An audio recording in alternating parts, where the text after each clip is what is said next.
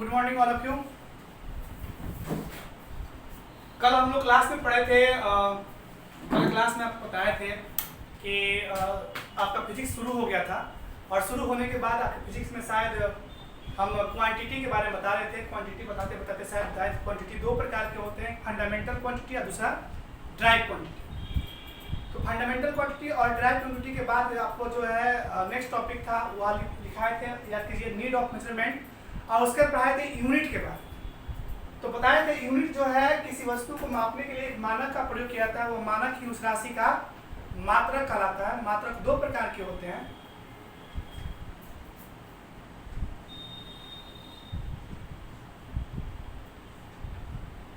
Unit दो प्रकार के होते हैं।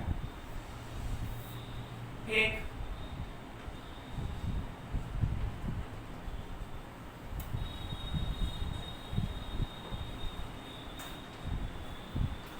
फंडामेंटल यूनिट, इसको हिंदी में बोलते हैं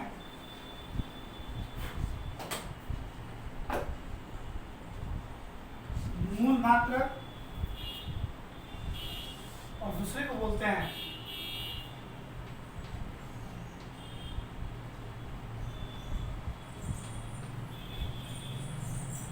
डिराइव यूनिट, इसको हिंदी में बोलते हैं व्युत्पन्न मात्रक।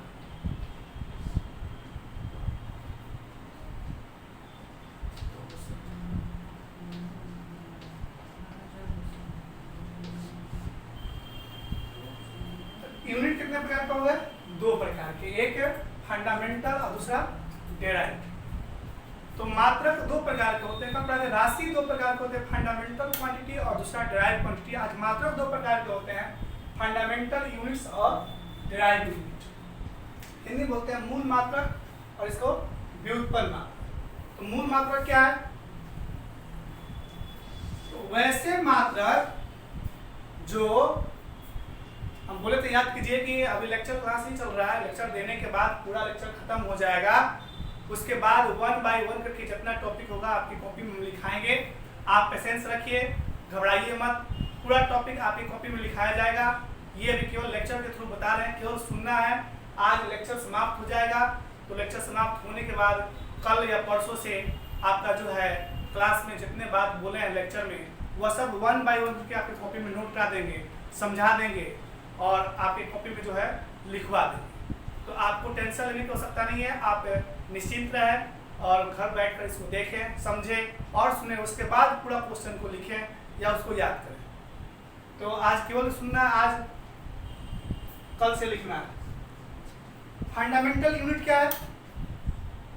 तो वैसे मात्रक जो दूसरे मात्रक पर निर्भर नहीं करते हैं, अर्थात स्वतंत्र होते हैं, वह फंडामेंटल यूनिट्स के नाम से जाने जाते हैं।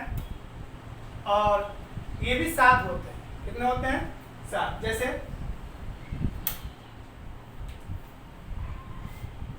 मास का SI यूनिट होता है, क्या होता है? केजी। लेंथ का क्या होता है? लेंथ का होता है मीटर। और टाइम का क्या होता है? सेकेंड। और टेम्परेचर का क्या होता है?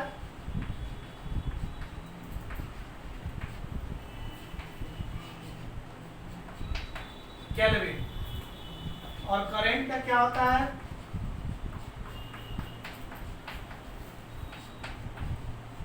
एम्पियर। और ल्यूमिनियस इंटेंसिटी क्या होता है?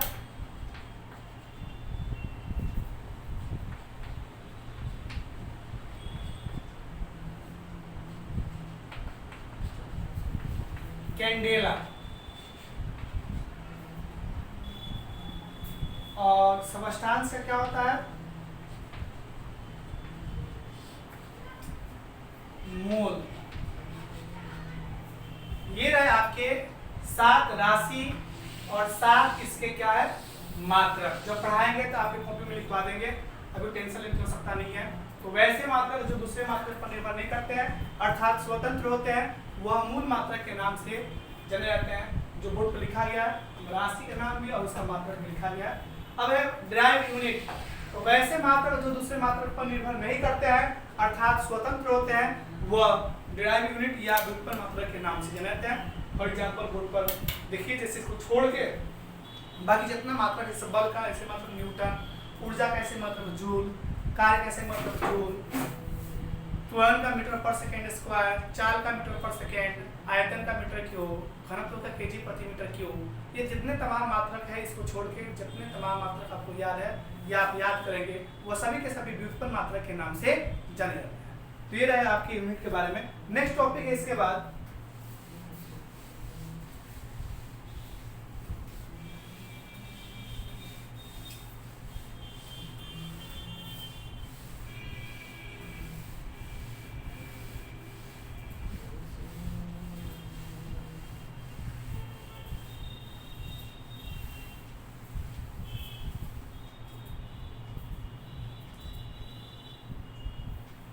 टॉपिक का नाम है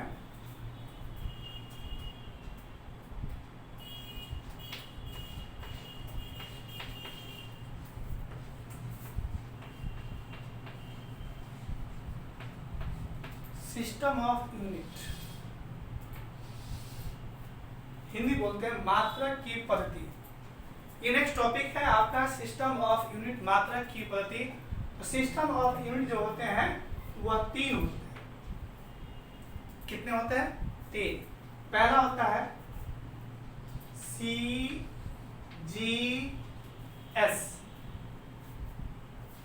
C for centimetre, G for gram और S फॉर सेकेंड। ये रहा आपका सिस्टम ऑफ यूनिट। पहला सिस्टम है CGS, सेंटीमीटर, C से हो गया, G से हो गया ग्राम और S से हो गया सेकेंड। दूसरा होता है MKS, M for metre, K for KG और S फॉर सेकेंड। और तीसरा सिस्टम होता है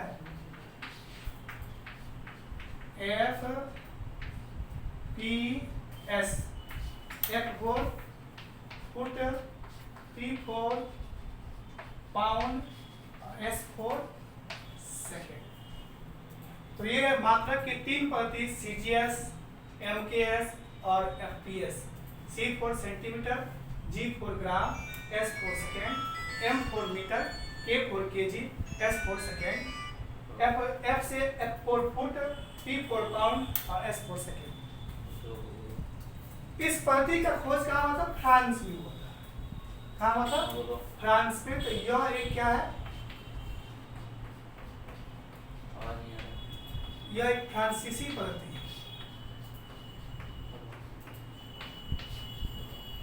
यह एक फ्रांसीसी पद्धति। इस पद्धति की खोज कहाँ हुआ था? अमेरिका में हुआ था। तो यह एक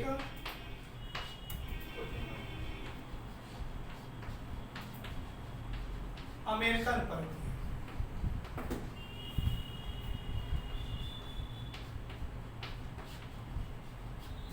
इसका खोज कहाँ हुआ था? इंग्लैंड में हुआ था, ब्रिटेन में हुआ था। तो यह एक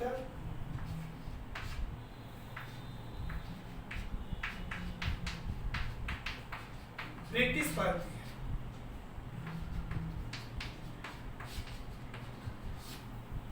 ये रहा आपके सिस्टम ऑफ यूनिट।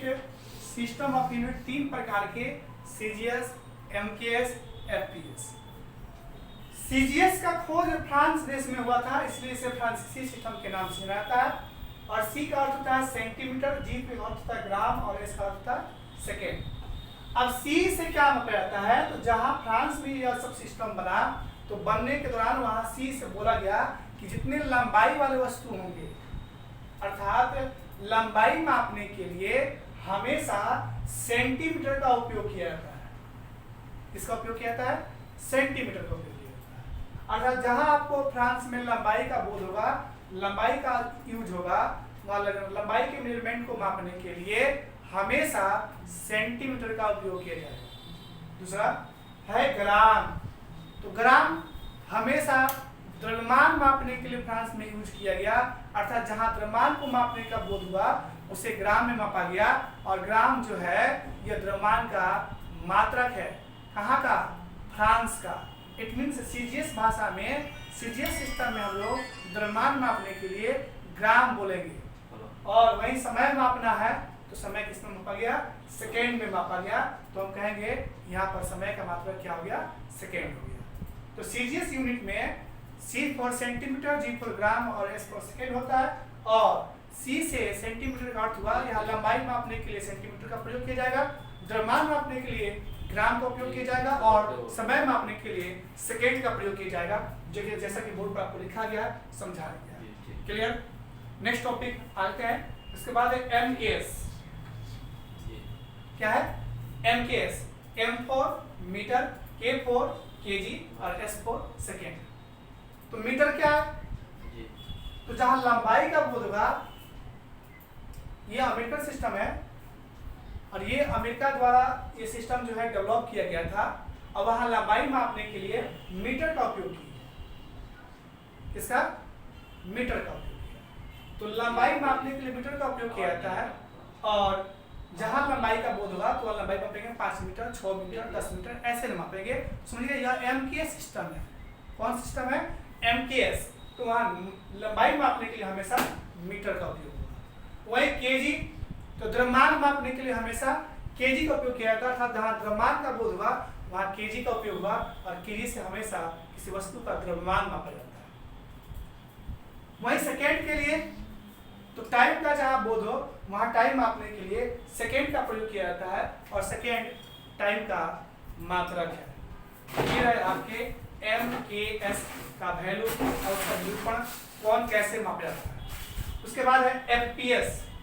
क्या है? एफपीएस यानी फुट पाउंड सेकेंड। तो जहां आपको लंबाई का बोध होगा, किसका बोध होगा? लंबाई का बोध होगा, उसे फुट में मापेंगे। जहां द्रव्यमान का बोध होगा उसे पाउंड में मापेंगे, और जहां समय का बोध होगा उसे सेकेंड में मापेंगे। जैसे लंबाई मापना है तो बोलेंगे 5 फुट, 6 फुट, 9 फुट। वहीं द्रव्यमान मापना बोलेंगे 5 पाउंड, 6 पाउंड। समय मापना है तो बोलेंगे 5 सेकेंड, 6 सेकेंड। तो ये रहा आपके लंबाई के मापन फुट में, द्रव्यमान का मापन पाउंड में, और समय का मापन सेकेंड में। तो इस प्रकार के सिस्टम को सिस्टम ऑफ यूनिट्स के नाम से जाना जाता है। और सिस्टम ऑफ यूनिट 3 होते हैं: सीजीएस, एमकेएस और एफपीएस। आगे बढ़ते हैं। नेक्स्ट टॉपिक है इसके बाद, उस टॉपिक का नाम है, तो एग्जांपल देखिए, जैसे मान लीजिए बोलता है 5 मीटर। क्या बोला? 5 मीटर। तो कौन सा सिस्टम है 5 मीटर? तो बोलेंगे एमकेएस। किसमें है? एमकेएस। कोई बोलता है 6 ग्राम। 6 ग्राम कौन सिस्टम है? तो सीजीएस। कौन सिस्टम है? सीजीएस। क्यों? क्योंकि इसमें ग्राम आया है, और ग्राम क्या होता है? सीजीएस होता है। सिस्टम का नाम क्या होगा? सीजीएस। बोलेगा 6 फुट, तो 6 फुट बोलेगा तो क्या हो जाएगा? तो वह एफपीएस सिस्टम हो जाएगा। किस सिस्टम है यह? एफपीएस। कोई बोलेगा 9 ग्राम, तो 9 ग्राम कौन सा सिस्टम हो जाएगा? सीजीएस। कोई बोलेगा 3 पाउंड, 3 पाउंड कौन हो जाएगा? आपका हो जाएगा एफपीएस। तो ये रहे ऐसे मापने के लिए। बोलेगा 8 केजी, तो 8 केजी कौन सा मात्रक हो जाएगा? तो एमकेएस। तो ये रहे सिस्टम, और ये रहे अंक पहचानने का तरीका कि कौन सा राशि किस सिस्टम में है, कौन सीजीएस में है, कौन ग्राम में है, कौन सेकेंड में है, कौन सीजीएस में आता है, कौन एमकेएस में आता है, और कौन एफपीएस में आता है। इतना क्लियर हो गया? इतना क्लियर हो गया तब आगे बढ़ते हैं, नेक्स्ट टॉपिक को हेडी करते हैं। इसको समझ में आ गया होगा। जब हम पढ़ाएंगे तो इसको 1 बाय 1 लिखा देंगे। अभी लिखना नहीं है, अभी केवल समझना है। हम बोलेंगे लिखने के लिए, तब लिखिएगा। आगे बढ़े, आगे बढ़ते हैं।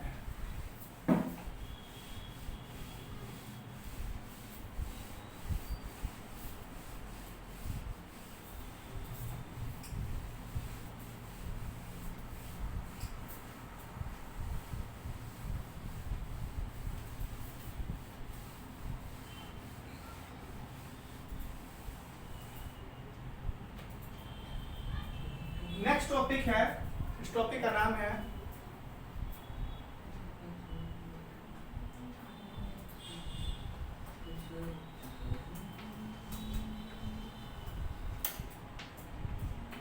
बिग यूनिट ऑफ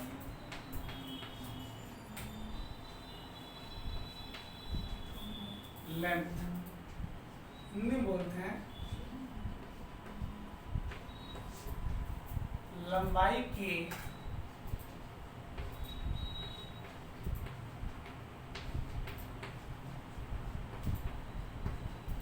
बड़े मात्रक। ये है आपके नया टॉपिक। इसके बाद टॉपिक का नाम है बिग यूनिट ऑफ लेंथ, लंबाई के बड़े मात्रक। तो लंबाई के 3 बड़े मात्रक होते हैं। जैसे यहाँ से चंद्रमा की दूरी मापना है या सूर्य की दूरी मापना है तो हम लोग किलोमीटर में या क्या बोलते हैं गज की सहायता से या मीटर की सहायता से नहीं मापते हैं। उसके लिए लंबाई के बड़े मात्रक का उपयोग किया जाता है। लंबाई के 3 बड़े मात्रक होते हैं। पहला होता है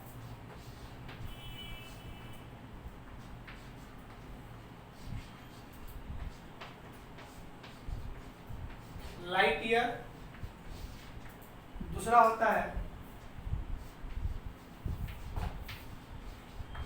पारसेक, तीसरा होता है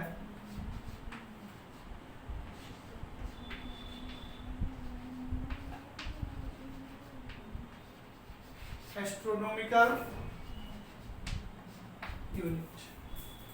ये आपके लंबाई के 3 बड़े मात्रक है। इसको हिंदी में बोलते हैं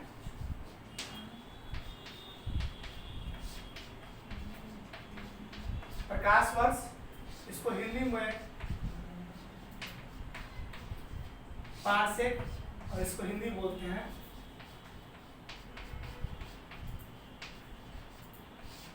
खगोलीय मात्रक। तो ये रहे आपके लंबाई के 3 बड़े मात्रक, लाइट ईयर, पारसेक और एस्ट्रोनॉमिकल यूनिट। हिंदी में बोलते हैं प्रकाश वर्ष, पारसेक और खगोलीय मात्रक। तो ये रहे आपके लंबाई के 3 मात्रक। इसको हमेशा याद रखिएगा। अब इसको हम 1 बाय 1 के एक्सप्लेन कर देते हैं और जब पढ़ाएंगे तो इसको 1 बाय 1 के लिखा देंगे। पहला प्रकाश वर्ष। तो प्रकाश वर्ष क्या है? तो बोलेंगे एक वर्ष में प्रकाश द्वारा तय की गई दूरी प्रकाश वर्ष कहलाता है। फिर से, एक वर्ष में प्रकाश द्वारा तय की गई दूरी प्रकाश वर्ष कहलाता है। प्रकाश वर्ष, एक प्रकाश वर्ष जो होता है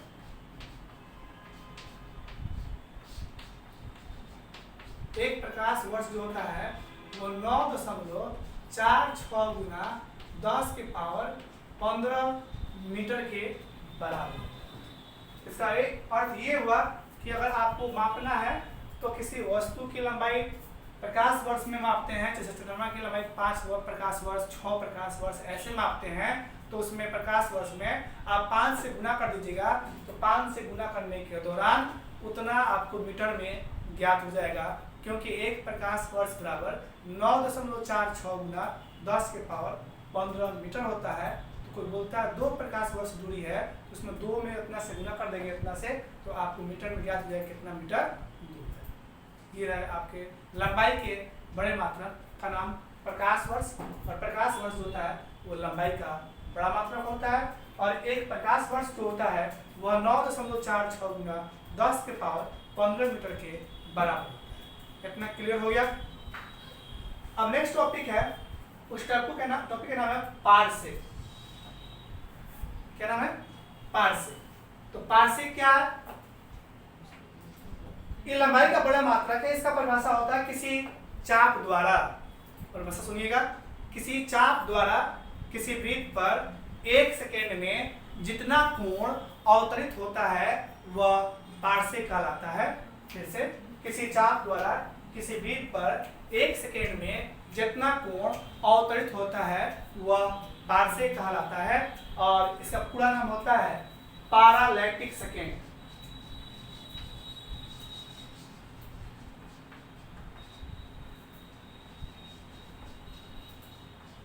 ये रहा पारसेक का पूरा नाम, पारालैक्टिक सेकेंड, और इसका शॉर्ट नाम हो गया पारसेक। तो ये हमेशा लंबाई के बड़े मात्रा के लिए उपयोग किया जाता है। फिर से बोल देते हैं, किसी चाप द्वारा किसी वृत्त पर 1 सेकेंड में जितना कोण अवतरित होता है वह कोण पारसेक कहलाता है। और पारसेक का पूरा नाम पारालैक्टिक सेकेंड होता है। और एक पार्सेक जो होता है वह लगभग 3.08 गुना 10 के पावर 16 मीटर के बराबर। तो ये है आपके पार्सेक का मान। और ये लंबाई के दो बड़े मात्रक हो गए। एक बड़ा मात्रक का नाम हो गया आपका प्रकाश वर्ष और दूसरे बड़े मात्रक का नाम हो गया, लंबाई के बड़े मात्रक का नाम हो गया पार्सेक। अब तीसरा का नाम है एस्ट्रोनॉमिकल यूनिट। हिंदी में बोलते हैं इसको खगोलीय मात्रक। खगोलीय मात्रक क्या है? तो सुनिएगा, सूर्य और पृथ्वी के बीच की दूरी को खगोलीय मात्रक, सूर्य और पृथ्वी के बीच की दूरी को खगोलीय मात्रक कहते हैं। इसे AU से डिनोट किया जाता है। इसे संक्षेप में AU से लिखा जाता है। और एक AU जो होता है वह 1.496 गुना 10 के पावर 11 मीटर के बराबर होता है। तो ये रहे आपके लंबाई के तीन बड़े मात्रक। पहले बड़े मात्रक का नाम हो गया लाइट ईयर, दूसरे का नाम हो गया पार्सेक और तीसरे का नाम हो गया एस्ट्रोनॉमिकल यूनिट। इतना आपको पढ़ाने के बाद, इतना बताने के बाद, इतना समझाने के बाद अभी हम लोग यूनिट में ही है, अभी डायमेंशन में नहीं गए। अब नेक्स्ट टॉपिक है, इसको हम जब पढ़ाएंगे तो आपके कॉपी में लिखा देंगे। आपको टेंशन लेने की आवश्यकता नहीं है। आप टेंशन लीजिएगा, छूट गया है या नहीं लिख पा रहे हैं या परिभाषा सर केवल मुंह से बोल रहे हैं, लिखा नहीं रहे। हम बोले अभी छापना नहीं है, अभी लेक्चर क्लास चल रहा है। जब पढ़ाएंगे तो लिखाएंगे, उसके बाद आपको कॉपी में प्रत्येक बात को लिखा देंगे, नोट करा देंगे। आपको सोचने की आवश्यकता नहीं है। इसको लिखा दें, केवल सुनिए। आज एक बार सुन लीजिए, शुरू से लेकर अंत तक पूरा यूनिट, शुरू से लेकर अंत तक बता देते हैं। अकल से 1 by 1 पूरा लिखिएगा। ओके, इसको लिखाइए।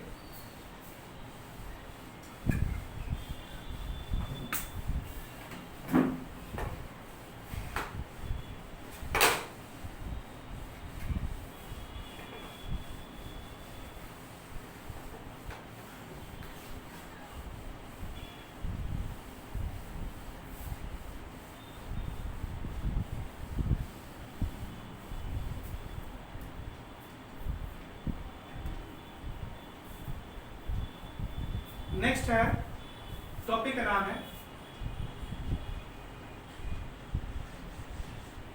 स्मॉल यूनिट ऑफ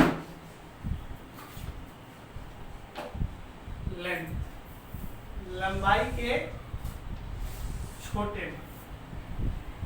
तो लंबाई के छोटे मात्रक होते हैं। पहला होता है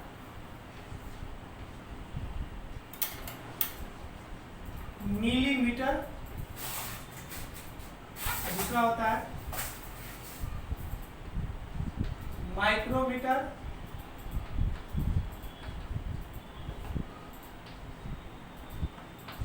तीसरा होता है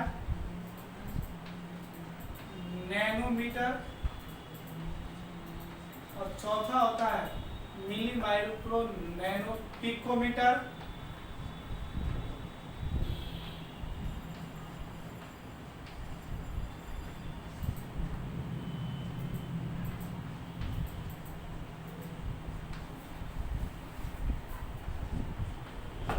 फेम्टोमीटर,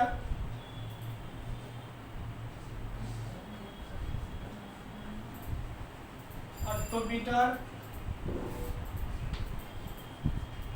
और सातवां होता है एंगस्ट्रा।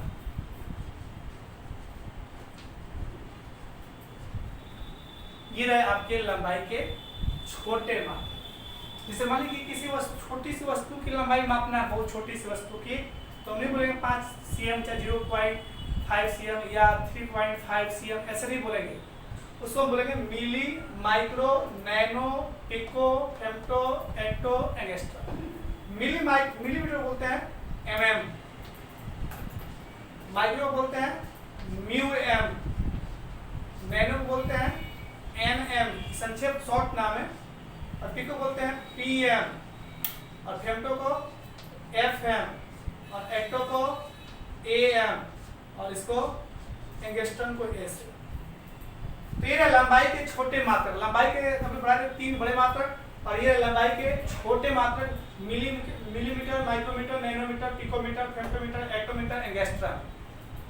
अब 1 मिलीमीटर जो होता है वो 10 के पावर -3 मीटर के बराबर, और 1 माइक्रोमीटर जो होता है 10 के पावर -6 मीटर के बराबर होता है, और 1 नैनोमीटर जो होता है वो 10 के पावर -9 मीटर के बराबर होता है, और 1 पिकोमीटर 10 के पावर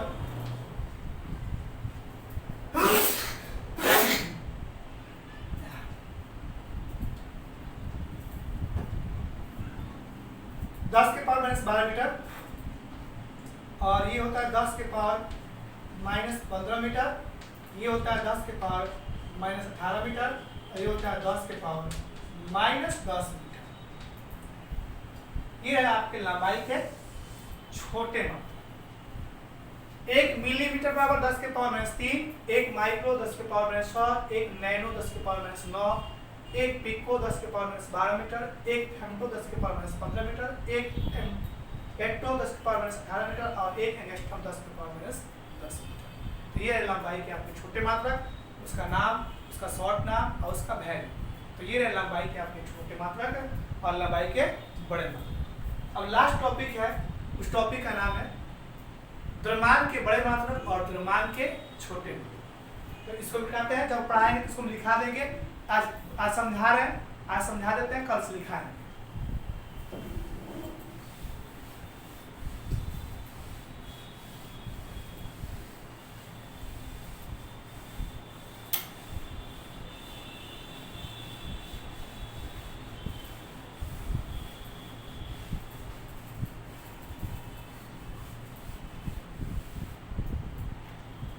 ये रहे आपके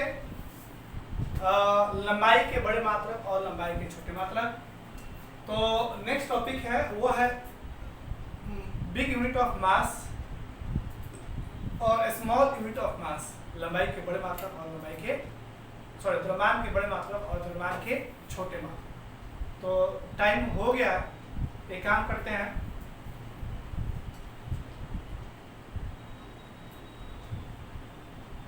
अभी टाइम हो गया है, तो कल से आपका काम क्या है कि 2 टॉपिक और बच गया है। एक लंबाई के द्रव्यमान के बड़े मात्रक और दूसरा द्रव्यमान के छोटे मात्रक। तो आईएससी का ये नियम होता है, रूल होता है कि सिद्धांत है कि पहले चैप्टर पढ़ाने से पहले उसको शुरू से लेकर अंत तक एक बार बता दिया जाता है, समझा दिया जाता है, और उसके बाद 1 बाय 1 करके जितना टॉपिक होता है आदमी उसको पढ़ाता है, लिखाता है, ताकि एक बार जितने स्टूडेंट आप मोबाइल से घर पर बैठ कर पढ़ रहे हैं, आपको जो है प्रत्येक जो है क्वेश्चन, प्रत्येक टॉपिक, प्रत्येक डिफिनेशन एक बार आपको समझ में आ जाए कि इसमें पढ़ना क्या क्या है। उसके बाद आपको 1 बाय 1 के पूरे टॉपिक को लिखिए, समझिए, तब आपको कुछ क्लियर होगा, कुछ समझ में आएगा। अगर हम डायरेक्ट इस टॉपिक को लिखाना शुरू कर देते तो अब तो टॉपिक कल परसों में खत्म हो गया था, आपको कुछ समझ में नहीं आता। लेकिन आप 2 दिन जो है आप बैठकर सुने, समझे, तो कुछ ना कुछ आपको समझ में आया होगा, कुछ ना कुछ देखे होंगे, कुछ ना कुछ आपको जरूर महसूस हुआ होगा। तो इसके लिए आज इतना ही, टाइम हो गया है। कल आते तो 2 टॉपिक और समझा के, और कल से लिखाना भी शुरू कर दें। कल से आप कॉपी कलम किताब लेकर बैठिए और सब क्वेश्चन को लिखिए, और उसके बाद आप उसको याद कीजिए। आज इतना ही, टाइम हो गया है। मिलते हैं कल फिर नए क्लास में नए वीडियो के साथ। All the best, thank you.